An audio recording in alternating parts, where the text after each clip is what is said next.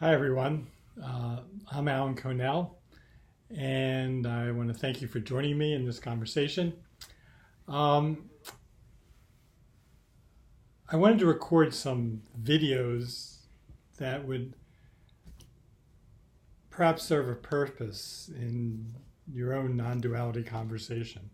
One of the things I've noticed is that most of the people who've come to self-inquiry, to the non-duality conversation, have come because they have some experience, or at least what's remembered as that experience, that had a large impact on them, that helped them have some sense, that gave them some sense that what was going on here is not what it appears to be, and that there was the desire to facilitate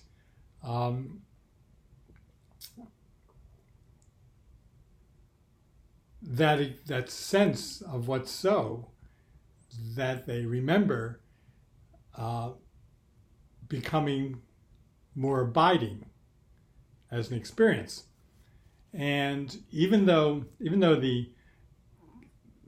we all know, or at least understand, that the mind can't get you to enlightenment, that it's not a path that has, a ladder that you climb and you get to the top and Alan's enlightened, because most of you understand that there is no enlightenment for Alan. There are some things we can do mentally that are some distinctions we can utilize mentally that can be useful. And I've noticed what seems to be helpful in this desire and realizing this state of being that is prior to and unrelated to what we do, think, and feel. And I want to talk to you about the present, and time. Most of you probably understand that time and the mind arise as one. And they're apparent and not absolutely real, but it's the field we play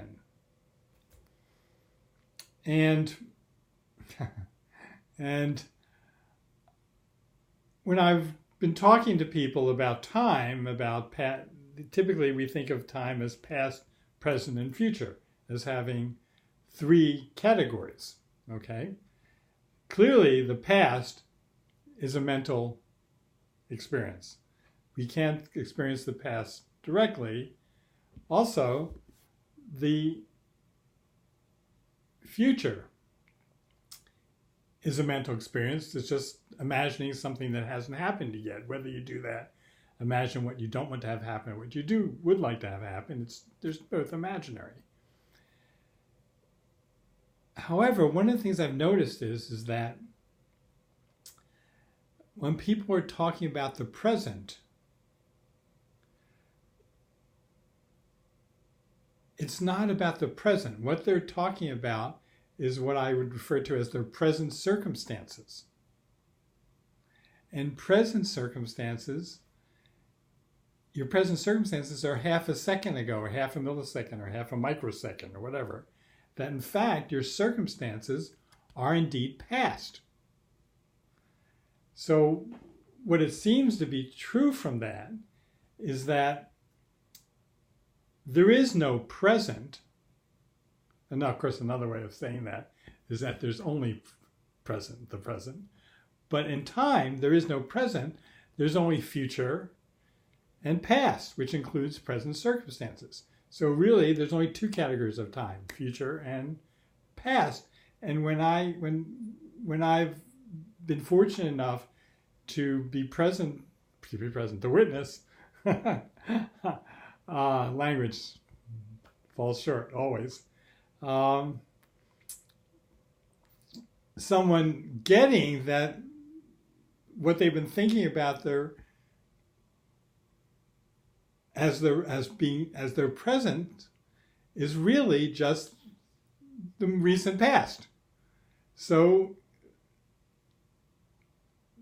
when that happens, there seems to be this thing that occurs in which they get all the problems dissolve, or at least lighten up.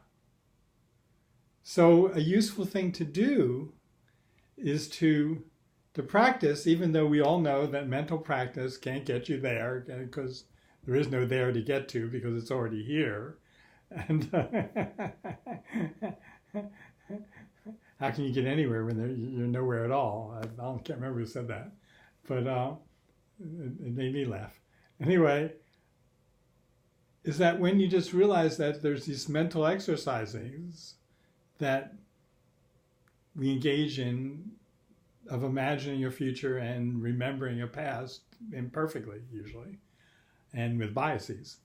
The present is understood as a directly perceptual experience. As soon as we start thinking, our attention is not present. Doesn't matter whether they're good thoughts, bad thoughts, whether you go, whatever it is, thinking isn't present. It occurs presently, and we can become aware of thinking happening presently. Just as feelings happening presently, everything happens presently. Keeps changing. And however, what we've historically as a culture, as a tribe, have thought of as present is really our present circumstances. And embracing that idea, there's a lot of freedom in that. There's nothing to do and nowhere to go to, though things will be done and places will be gotten to. So I hope that's useful. I hope that helps in some way give you a sense that there's nothing that we have to fix in our present circumstances, because there is no such thing, because that's past. And we will get someplace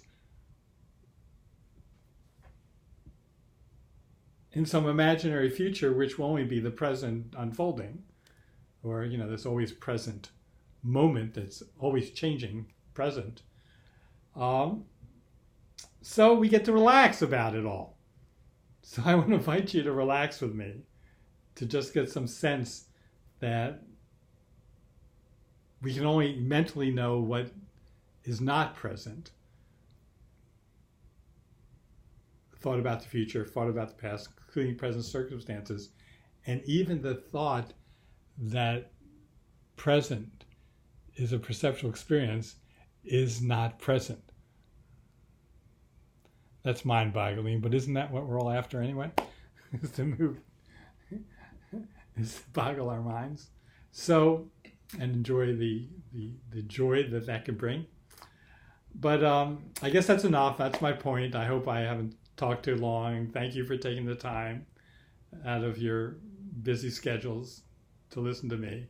And until next time, when I will try to offer another distinction, perhaps, that some of you might find very useful in your practice and in your non-dual conversation. This is Alan Cornell. Take care and enjoy. Bye-bye.